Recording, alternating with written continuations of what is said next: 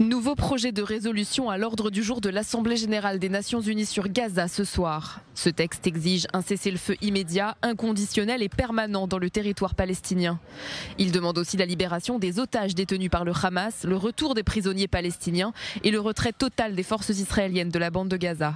Enfin, il exige un accès sans entrave à l'aide humanitaire. Cette résolution exige qu'Israël, puissance occupante, mette immédiatement fin au blocus et ouvre tous les points de passage. Elle condamne fermement le recours à la famine des civils comme méthode de guerre, le refus illégal d'accès à l'aide humanitaire et le fait de priver les civils des outils indispensables à leur survie, notamment en entravant délibérément l'acheminement des secours et l'accès à ceux-ci.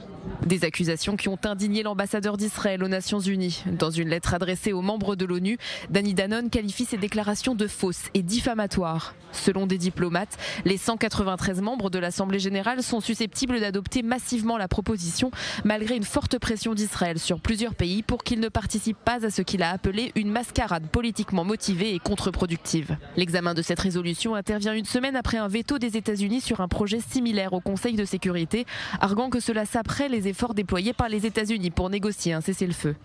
Washington a indiqué dans une note que les pays qui prendraient des mesures anti-israéliennes à la veille de la conférence internationale prévue à l'ONU sur la question palestinienne seraient considérés comme agissant en opposition avec les intérêts de la politique étrangère des États-Unis et pourraient subir des conséquences diplomatiques.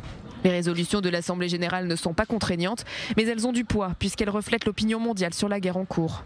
Mais contrairement au Conseil de sécurité, aucun pays ne dispose de droit de veto à l'Assemblée générale.